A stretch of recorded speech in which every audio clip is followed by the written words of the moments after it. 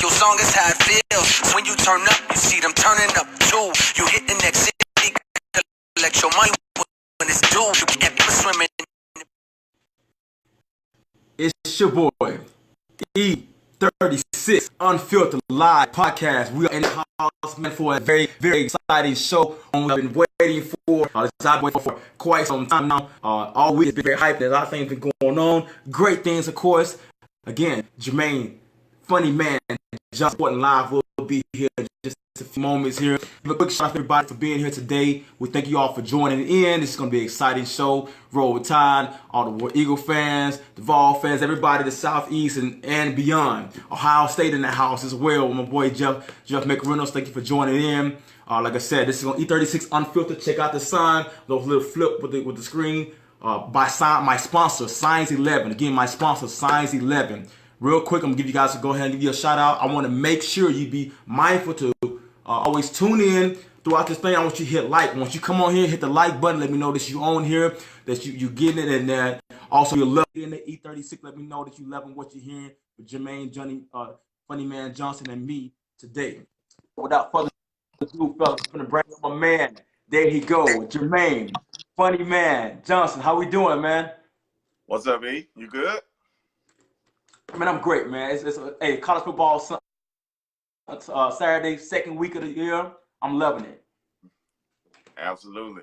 Absolutely. That's what's up, man. So I'm going to give a quick shout out, a couple shout outs real quick. Then we're going to jump right into the interview.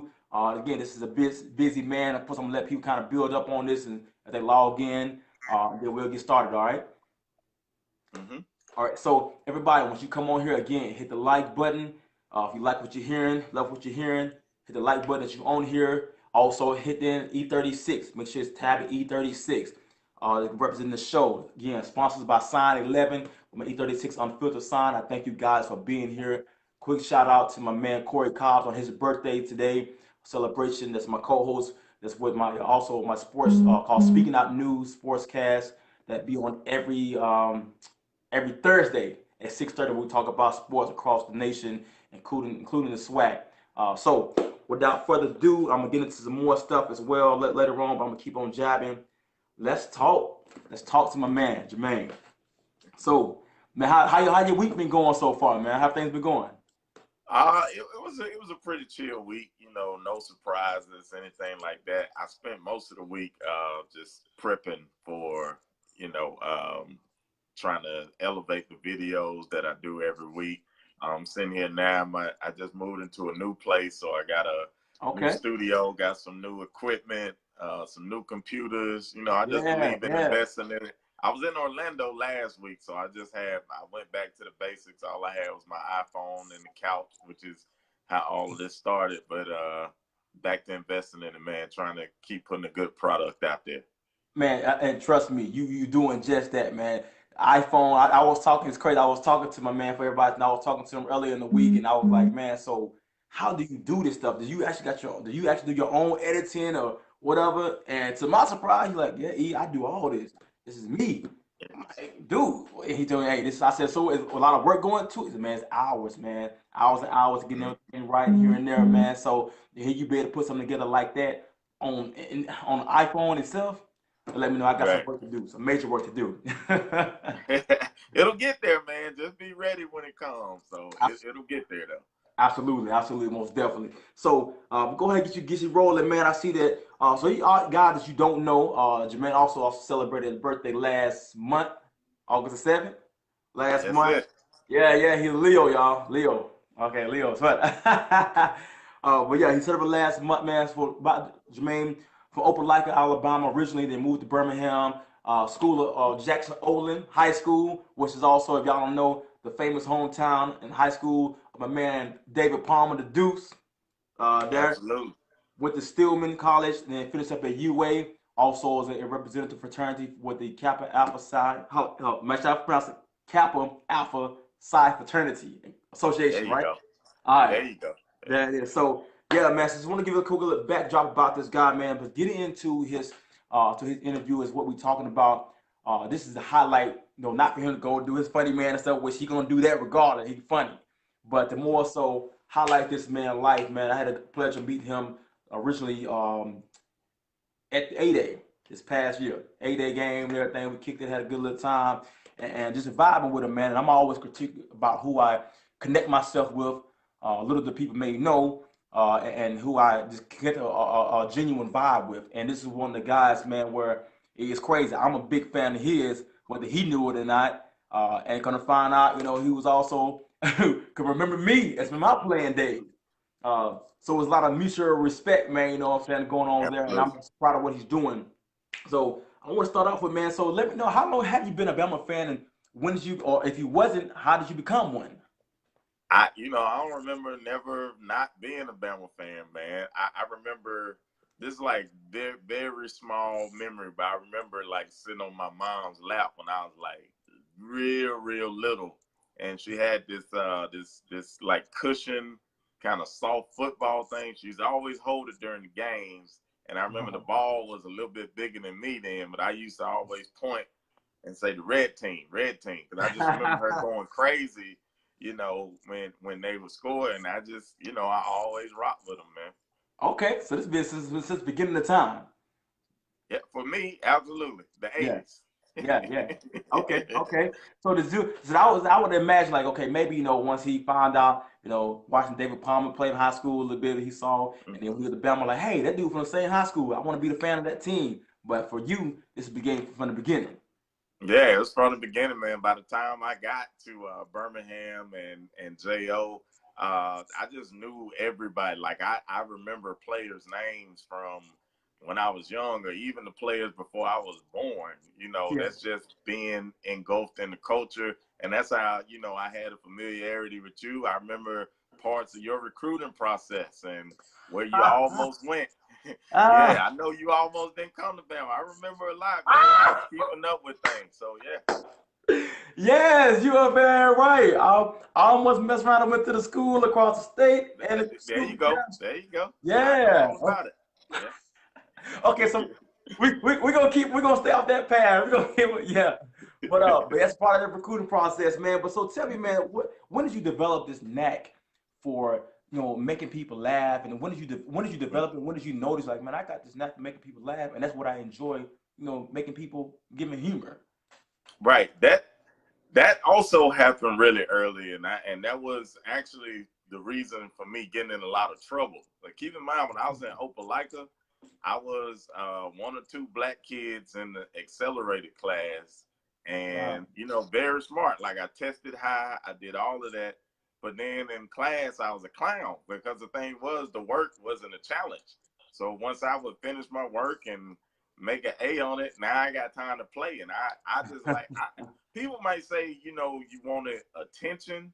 It was never about attention for me. For me, it was like I had these crazy thoughts in my head all day, and they're Yeah, entertaining thoughts. And then when I can put those thoughts out and get a reaction from people, it absolutely. meant the world to me. So it wasn't about me. It was just about the crazy thoughts that still to this day, they just go on in my head and I can't turn them off. So that's the and so okay, and so at a point in time, so basically it was just a natural act that was within you, a gift, basically a gift, pretty much, that was in you. Thank So how did you start to be, what transition in time in your time, was it in your high school where it started becoming more like, what, I think I want to, I can do this. It started becoming a part of your character as people accept it. When you. did you Ooh. start feeling that? First, we got to shout out Tyrone Prothrow, who just came in here. What up, folks? Pro, what Um, up, man? Teammate. yeah, but Okay. I don't, that's oh man, that's such an excellent question. Like I said, for me, then it was just entertaining, and I saw my dad entertain people as a Okay. pastor and a musician, but I guess it wasn't until I graduated from college that I started thinking that I could make a profession out of it. Only because I had two friends, Trey Williamson and Roy Wood Jr., who got into it before me. Before Okay. that, comedy was never even a thought. I was too scared to get on stage and tell jokes like that. But once I saw them do it, and I kind of got a little familiar with the process of being a comedian, Yes. it came.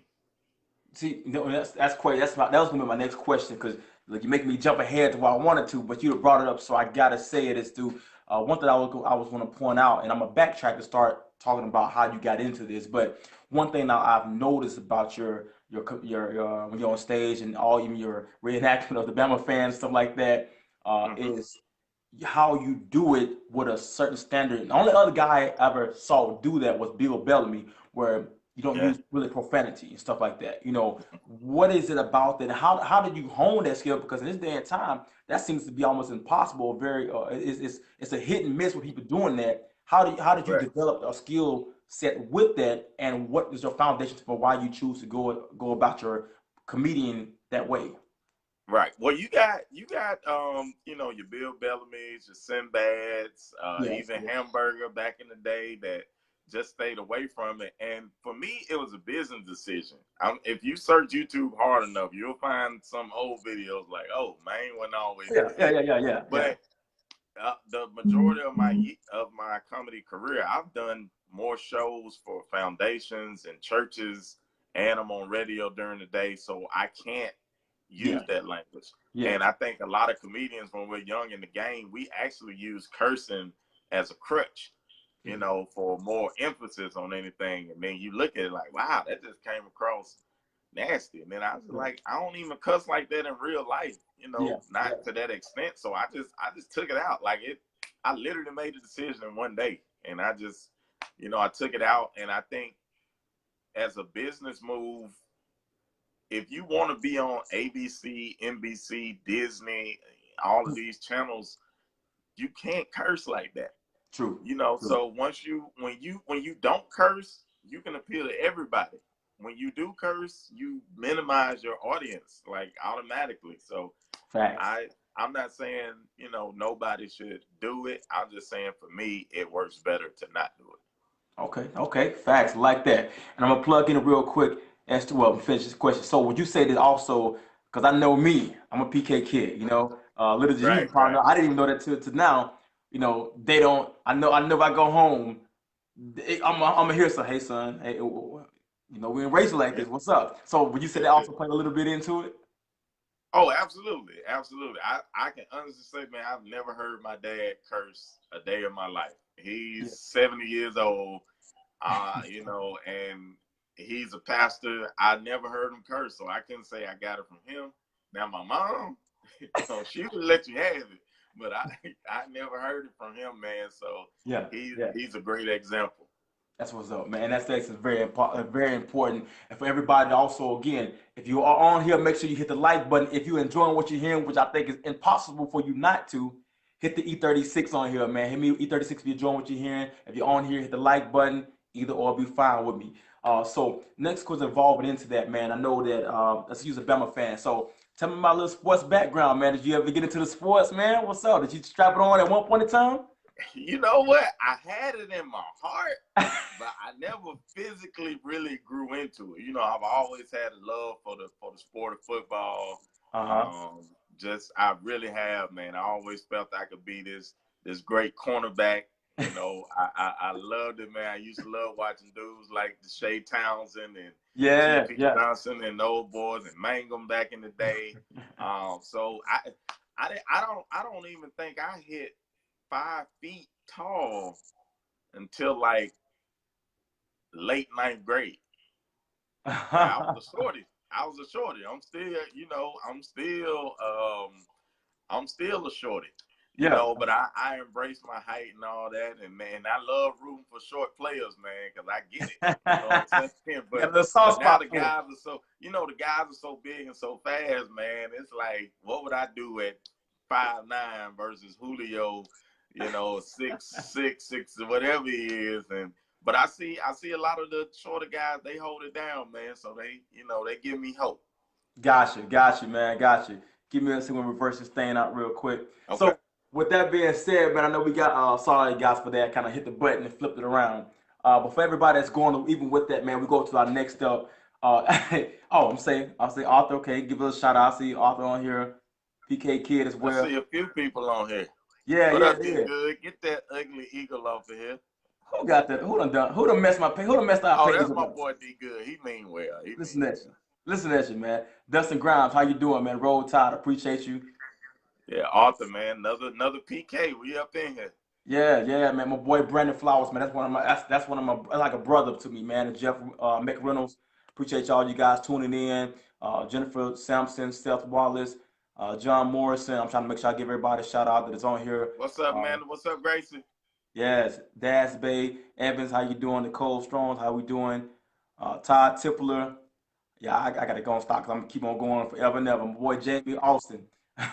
But so to get into that, man, so people and this is again, this is another thing why I love about why I created this show is for the positive outlooks and not making nobody seem perfect or anything like that, but to highlight the voice and who they are. Because a lot of people want to know. Because I would think about it. I know with me when I got into acting, I had no one that had done it before me that I knew of personally. Right, Uh, right, it, right, right. it wasn't a path that was looked upon as being able to make a living out of it or be realistic. Right.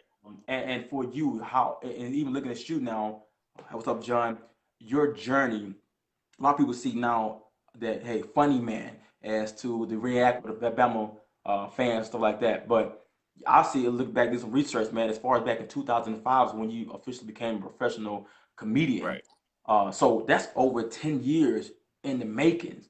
How right. tough was that, man? And when you became professional, when you that means you signed with someone eventually, or what made you that criteria that you made a professional, made it your professional career? How that worked out?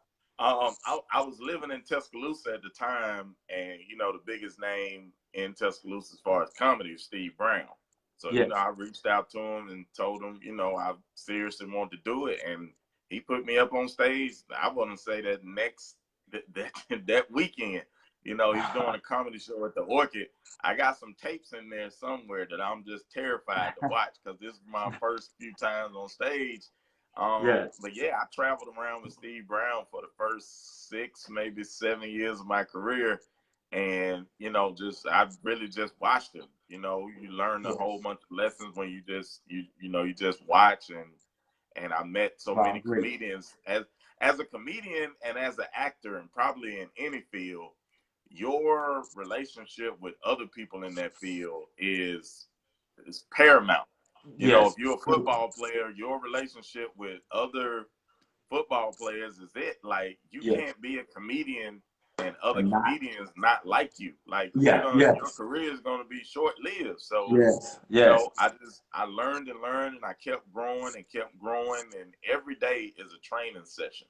You know Agree. what I'm saying? Like, I'm pretty sure I got to talk to Ricky Smiley when I get off of here, and I always talk with Roy Wood and just that. And I'm finally feeling like I'm at a point in my career where I can start giving back to the younger guys, man. Because I seriously want to see people eat and enjoy this journey. I feel like it's enough of it out here for us. And those guys left the door open for me, so I don't have any choice but to leave it open for the next generation.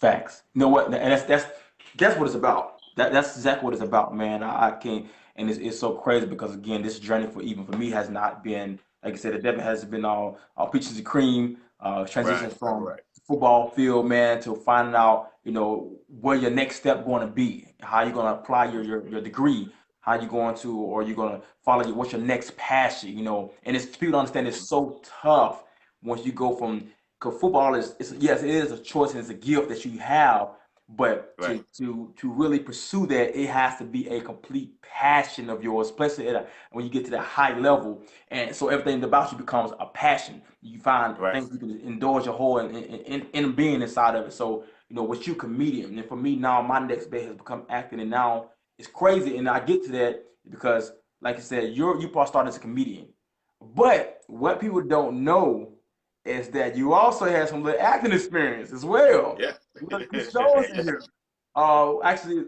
Mary Jane, I think that's one of your first one or Uptown comic when you came on there. You was also on the Heart of the City. Kevin Hart joined in Right. 2016, but you was on that twice with the star Gabrielle Union on being Mary Jane. 2013, Yeah. 2017, man. How did you get into that? How did that even happen? Man, it was Ricky. Ricky Smiley told me years ago, when I was asking him about, I came to him asking about, stage, stuff. I was like, Yeah. Ricky, what did you think about this? That he's like, man, go take acting lessons. I was like, but huh? He said, yeah, go take acting lessons because, he didn't even talk to me about the stage, but he was like, you're going to do this and you're going to do this and you need to know how to act. Then he got into it and he said, knowing how to act is going to make you a better comedian because you have to know how to, engage yourself into the story. You know what I'm saying? And he was absolutely right. Like, I know I became a better storyteller just from the acting classes. And my acting coach was actually guy who played Cole on the Martin Show, Carl Anthony Payne. So I took acting classes with him, and he's a real deal. What's the word? I think it's thespian. I don't know. I just want to use a big word. Yeah. But he is really good. Like studies Shakespeare and all of that, and he really knows his stuff and just a real down to earth guy. So I met some amazing people, man, on this journey. I really had.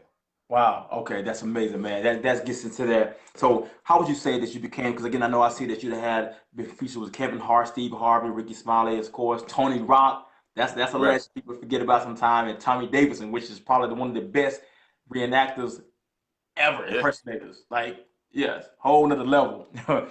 So, how did you get into as far as going to your next step, man? How did you create? Because everybody had what they're known for. Like I've said with Bernie Mac, milk and cookies, or anyway, they'll come with Jerry and you say an intro. Everybody got their hit. For you, it has become the reenactment of the crazed fanatic Bama fans.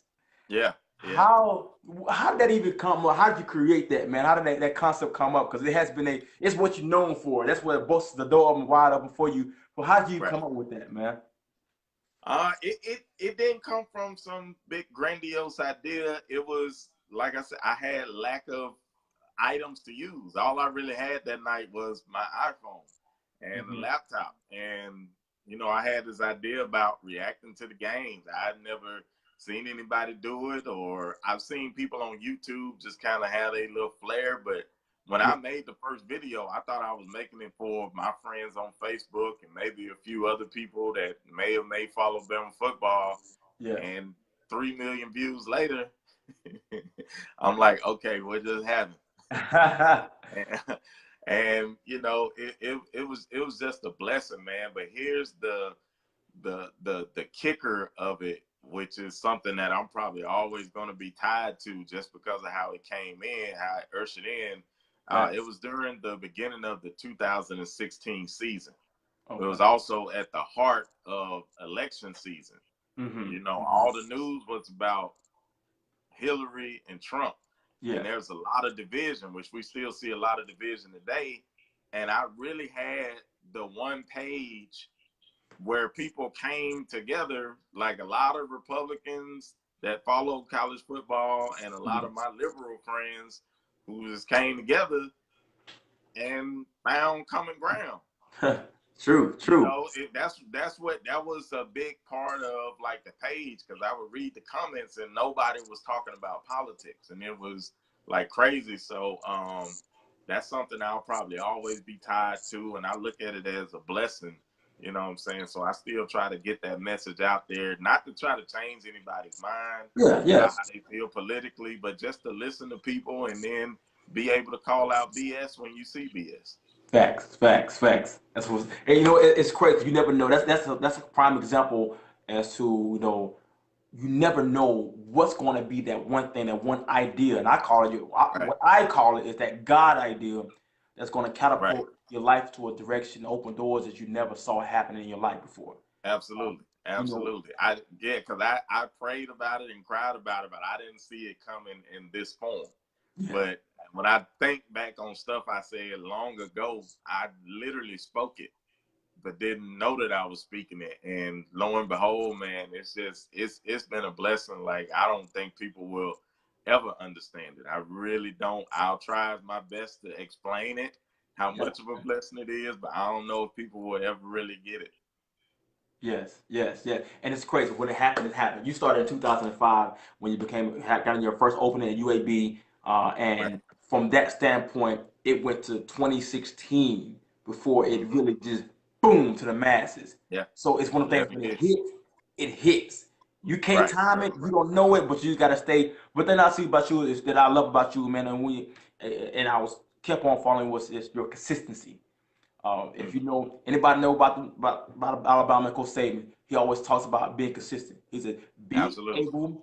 be able to perform on a consistent basis, doing things the right way on every play, every time. And that's what it is. That's what creates a dynasty. Is not that you have such great athletic ability, such great coaching staff, great players, but it's the ability to put all the things together and consistently come out Right. every day, do the same thing over and over and over again, but do it at a Absolutely. high level.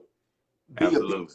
and that's what Jermaine Funnyman does and create that. And then it goes involved into my next thing because people don't really look at, don't also may know the backdrop that you also have a foundation, a couple foundations Right. called the Funnyman Foundation, and then what you and so what for I think because you talked about the race relations, I mean things like that. So you got a thing called race relations. You also have a lupus awareness, Right. also a mentorship for I think Community it's an outreach. exposure program for the Right. Right. Right. school system. How did you come up with that, man? What told just hit your heart to really engage on those three concepts as being a part of your biggest foundation? Well, lupus awareness come from my mom, who I talked about earlier in the podcast. She passed when I was 7 years old. Due to lupus. So me, my brothers, my dad, we lost that woman, in our life because of lupus. So for years, man, I was scared to say the word lupus. Like I hated Mhm. everything about it. And as I got a little bit older, I started researching and just wondering because there's no cure for it. They don't know what causes it. Is it hereditary? Could I be carrying the trait? We don't know. So that is very important for me to every day on the radio and every day without doing things to just keep putting it out there, starting the conversation about lupus. Yes. So that's for that part. The mentorship is something that I did 2 years ago at my old high school. I went to the principal at Jackson Old and I said, "Hey, I want to talk to some of your kids." And she said, "Well," and she was about to, grab the honor roll and like, "Oh, he's a good student." I said, "No, no, no, no, no, no, no. Give me 10 guys y'all about to give up on. Like, give Yes. me them. Give me the ones that y'all fed up with, like Yes. the, Throw them to the, the wolves. the Yes. troublemakers, because Yeah. that's more or less who I was in high school." And when they came down the steps, I actually ended up with 11 because one skipped class to come down. And I was like, "Yeah, it's perfect." We need you. So Come on. Come on. I just started talking to them every Monday, using the resources that I had. Took them backstage to meet Lil Boosie, let them give them a little talk. Okay. Um, and it worked. I would get messages from some of the parents like, "Oh my God, thank you for whatever you're doing with the boys. I see a difference in them." And that's Yeah. why I call them the exposure program, because when I was in high school, you sitting in Pratt, your world is kind of small. And then one day, one of the teachers has asked me if I wanted to go to this program they were doing at City Hall in Yeah. Birmingham. And we put on the little tie and shirt and went over there. And I was like, "Man, I feel like I'm out of town. Who are these people? Like, who these are black people walking around in suits and making decisions." I never seen that. Wow. I never Wow. been exposed to it. I never went over the mountain in Birmingham unless I was like going to the Galleria or something. So Yes. Yes. that opened my mind, and I knew what exposing kids to something different can mean to them. And that's why I called it the exposure program. So now that the foundation is here, we want to do it bigger, man. I want celebrities coming in. I want to talk to these guys. I want to take them to different businesses in Birmingham and let them see how their education at JO and in the city school system, how it ties into them, getting those type of jobs. That's my hope, that hopefully they'll see a job that they like out there that might not have been on their radar, and they'll be like, "Oh, okay, well, I need to do this, this, and that to get that type of job." So that's why I'm very excited to really get that off the ground. Okay. The last part, the race relations part, I'm in a unique position. Yes. I'm in a unique position as far as, dealing with my own people, black people, and having a relationship with white people and past that, just other different races. So I think right now, majority of people have drawn the line in the sand. They're like, Yes. "I feel like this, and that's it." And I think that's where a lot of our problems come from, because every race right now, this is just my personal opinion, black people, white people, Mexicans, even by religion, by Muslim. It seems like every group of people are saying, look, don't judge me based on what a lot of other people are doing. Everybody's Yes, saying, yes, judge me as an individual. yeah. Don't call me a thug because you've seen thugs on rap videos. White people, don't call me a racist because you've seen Klansmen and all of this. Mexicans, Mhm. don't call me this because you said. Everybody's saying, bro, just let me be an individual. Don't Yeah. lump me in with everything. Now, that's a heck of a conversation to have, and it's a Yes, hard yes, yes, conversation to have yes, it is. because everybody's so used to lumping right now. You know what Yeah, I'm saying? And I do lump myself in with black people, and I love my people. But yes, I've met so many genuinely good spirits of all races that I have to listen to people. And that's just like I said, that's just me personally. Like I'm willing to listen to anybody. I'm yeah, not gonna yeah. agree with everybody, but I'm willing to listen to anybody.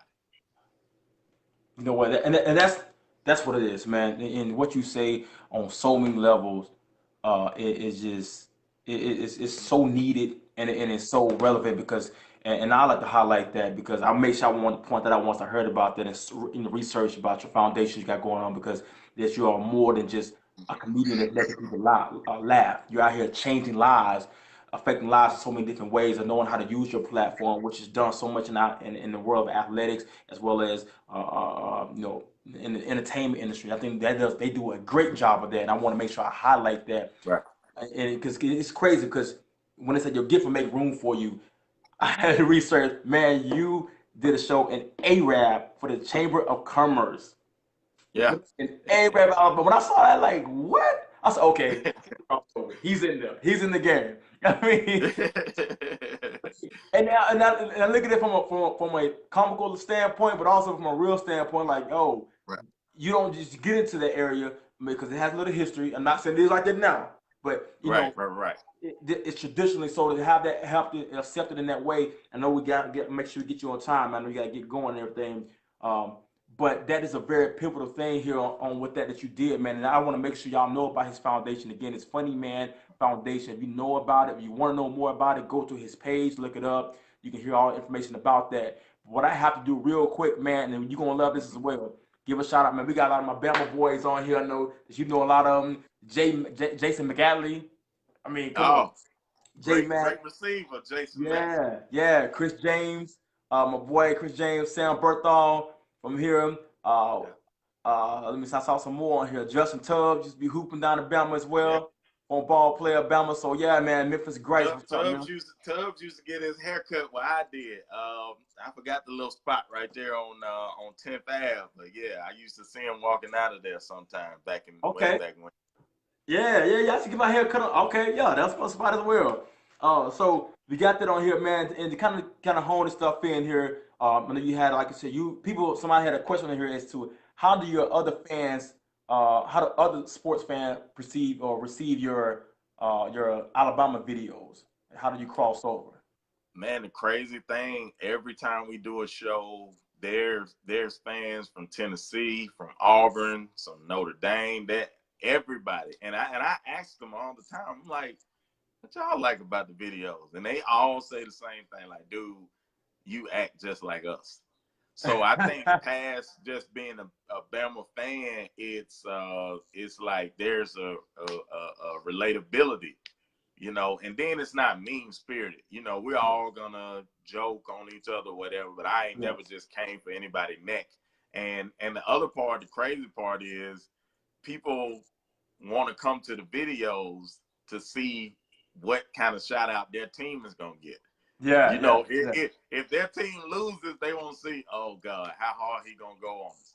Then if they win, they like, oh, he better shout us out. Like I read some of the comments and they like, wow, what? No love for us? No love. I like, bro, I can't. I got like 2 minutes. I can't get everybody, but Yeah. it's interesting to be in that position, man.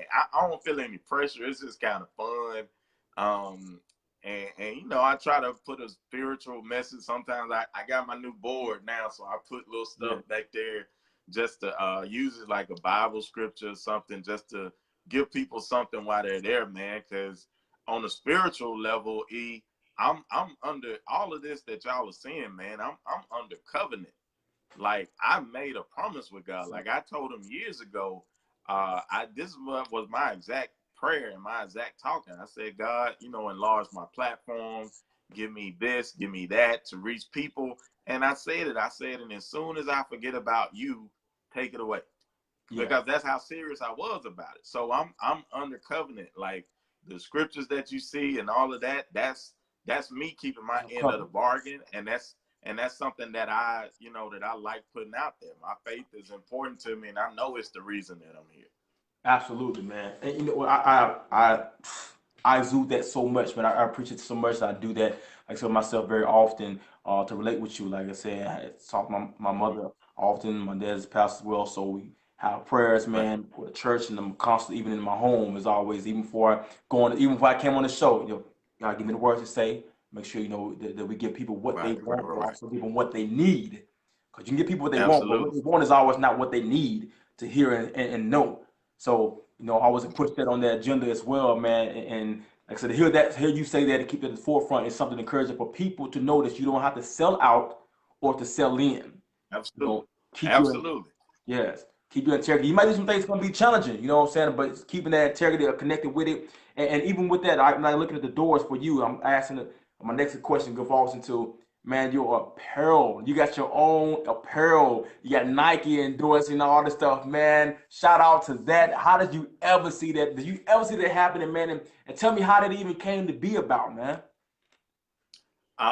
It was on a spiritual level, a lot of praying and doing the right things. On a regular business level, it was me reading books and watching YouTube tutorials to just really figure out this social media game. Like, I got books and matter of fact, I don't like for people to think I just be lying, but I keep books really close, man. I keep a Okay. lot of books really, really close. And I read up all the time just trying to find out,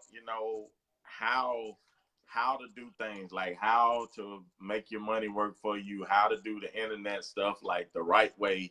And it's a formula to everything. I'm always trying to find out the most efficient way to do things. And when I read the books, they pretty much said, do what you naturally love to do and talk about it, and your passion will come across and all of this. I was like, cool, I got that part down. I went viral. Okay, now how do I sustain the viralness? And it says be consistent and keep doing what you got to do, and don't keep changing. Be consistent. That's why when you see the Alabama fans, it's that same font, same music. Try to be consistent, because people will react to consistency when they know what they're getting. And then it's like, okay, now how do I grow it? So I had to read another book, and it's like, okay, know who you're marketing to, who's your fan base, what are they saying, what do they like? And my comment section, I don't like to read all of it, because they'll tell you how big your head is and stuff. But it's the best focus group, because they're telling you what they like.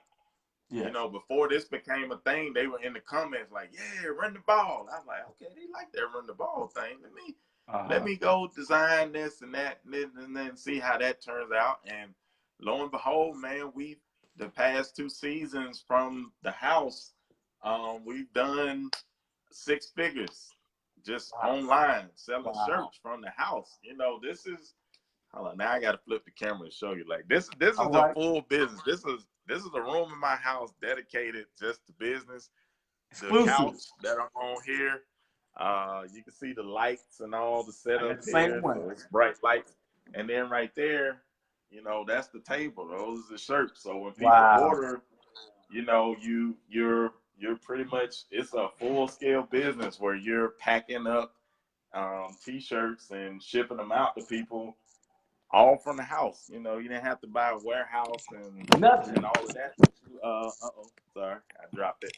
Yeah, but you got to invest in yourself, and you got to know the ways to do it. And I kept researching like the best apps to mail and all. I learned about Shopify, and I run it all, man. I run it all from my home, from a computer. and I buy all the materials, I buy all the shirts and all of that stuff, man. So it's just keep Self-investment. investing in yourself. Yeah, Self-investment, and that's what it is, man. Now, I'm gonna tell you, like I said, and people don't understand the level of that. You like I said, you don't have a warehouse, you don't have, all the people doing this for you, really keeping this all in house and what's going on with your right. own life and making it happen for you. And not it's for you, but it's not just about you. It's the bigger Absolutely, picture. But you're making a absolutely. brand, man. That's why I talk about making a brand that because you got some new stuff that's going on in your life as well that I'm sure you want to share it. But at some point in time, you're gonna have your family. You want to be able to pass this stuff along. Because I Right, talk about it so often, man. Like I said, I love people having their dreams and their aspirations. You got to have that, but you got to also have it in an aspect where you got to have a plan for it, so that you can make way for a future, for your future to come, for your right. children, your family members. A lot of things that I do even now. It's for me. A lot of times it be frightening to do a show like this is frightening. Right, My right, right. my tone, so I can talk fast, all different things that I look as can be a negative. But I'm like, if I don't take the platform that I have right now and utilize it, I got nephews and I have nieces. What are they? If I don't show them the opportunity to take a chance, how am I gonna tell them to take a chance outside of going out and filling an application? They know how to do that. They see that all the time.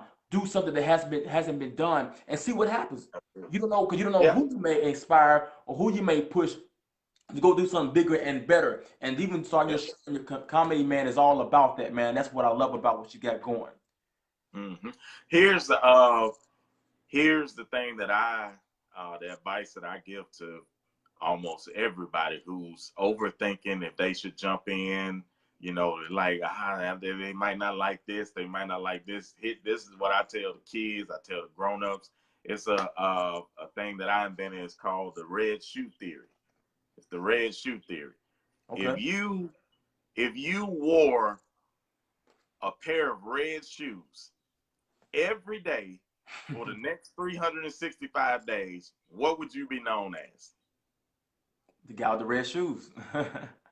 If you do anything every day for the next year, that's what you'll be known as. All it takes is a year, just a year. If you get up and slap somebody every day for the next year, I guarantee you'll be known as the dude who slapped people. Yes. You just got to find what you want to do. Be consistent. Jump in, man. Jump in. Give yourself a year, just a year to do that thing every day. If you want to be an actor, if you want to be an entrepreneur, you should wake up every day and do something. Do something that involves that craft.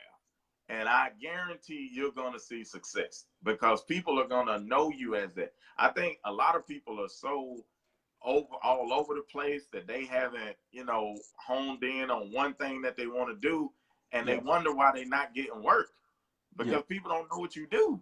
Yes. Yes. It's like if I want a plumber, I don't want the dude that said, "Yeah, man, I've been, meddling with this." No, I want the dude who says, "My name is Joe the plumber. This is Yes. I plumb. Yes. That's Yes. what I do." So I would say, man, just for people who are overthinking it, just jump in, man. Jump in, research, practice, and keep doing what you do. All right, man. Hey, y'all heard it from him here live, man. We're finna to get signed off on this thing, finna wrap this thing up. I have to do this two more quick plugs. First, if you're on here, make sure you hit the like button. I appreciate the comments. Hit the like button if you're enjoying what you're hearing. What up, Nope? Hit in E36. You see, yeah, I see you, some my boy Memphis Grice on. You see him? Memphis Grice is on here. That's Represent for the chocolate brothers out there. oh yeah, hard, don't he? They be getting them now. They in style now. Hardcore. And I have to make sure Coyle Day, what's up, man? This is one of my partners as well. And hey, you have to give a shout out to my mother, Linda Gray, because she will whip my butt if I don't say something to her about you. So let my mom know you see her and salute it. Hey, Mrs. Linda Gray, I appreciate you. You raised a fine young man. Now he used to be smoking and stealing and cussing back when we was at school, but that's neither here nor there. He been redeemed. You done a fine job, and hopefully I get to meet you one day. We'll do dinner. That's most definitely. But yeah, because that's Mama Great, man. She keeps the prayers open me, man. And I tell you, I couldn't live without her, and I appreciate her so much. Well, I got another quick question. Keep doing it beyond the show. Got it. Okay, yeah. So he's got a good thing going on. He also going to be in the Huntsville area for everybody. He's going to be in the Huntsville area on doing the show October the 4th. Is that correct? Right. Coming up there, man. Huntsville has always been good to me. The shows sell out every single time. It's just when I come to the Bill, man, it's different. It's different. They ready to party. So I love coming up there, man, to stand up live in Huntsville. It's a great time. So yeah, after we hang up, like I said, I got to make a few calls. I'm gonna stop by, just take a child to the doctor program, a great program that the Division of Youth Services is doing at the Y. And then I got to get on down to Tuscaloosa, man, do some more work. So it's going to be a day. That's what's up, man. We appreciate everything. And like I said, as you see, he's gonna go do some work right now. And y'all, and please, if you got time, man, not only go like his page as well, because I'm sure you guys probably already have. And it's Jermaine Funnymaine Johnson. Likewise, man, keep that brother in prayer, man, because I'm telling you, him dealing with the kids, especially and just high risk kids, man, it's challenging. I do it myself, and I tell you, like it can be heartbreaking. Unfortunately, I had a guy that mentor years ago. He just turned 18. He had moved away to Tampa, and he actually found out this week, gunfire, got shot up, lost his life, 18 years old. So. Wow. Yeah, that stuff is what he does and what we're doing. That stuff is very much needed, and it takes a toll on you as well because still dealing with that, trying to grasp the fact that I knew this kid, I just picked this kid up, take time with him, go into his home, doing different things with him personally, and to see that end up like that is a loss that you can't get back. That life is gone.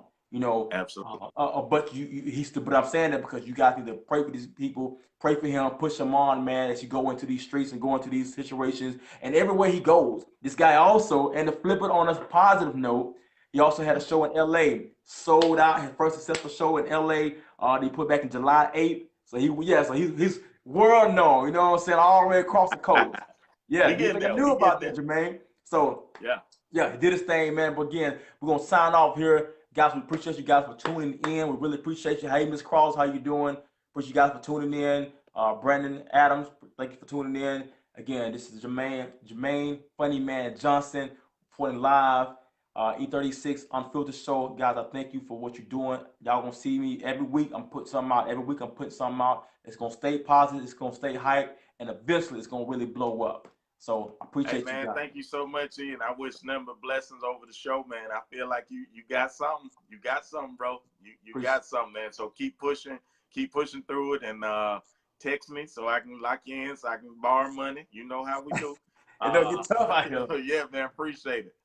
I will most definitely, man. And y'all, make sure Be Fearless coming up live. Be Fearless. Michelle was great. My wife, she's also going to have a giveaway coming up very soon at 10:30 a.m. Central Standard Time. Tune in on that. Go to that page and give a free giveaway. So make sure you jump on that. Tiffany Mill got her show coming up, which is my cousin. Next week, her stage play is going to be very big. I'm going to be doing a red carpet event at that show as well. Also, Thursday, it's coming up every Thursday. Speaking Out News, Sports Talk. My show, not my show, I'm sorry, co-host. I'm co-hosting it with Corey Cobb by William Smothers. Be there. We're talking about all SEC sports, ACC, SWAC, and all of that. So you guys tune in, man. Again, Jermaine, I appreciate you so much. Much love, E36. Thank you, bro. Hey, Mama Gray. Thank you. All right, man. Take care.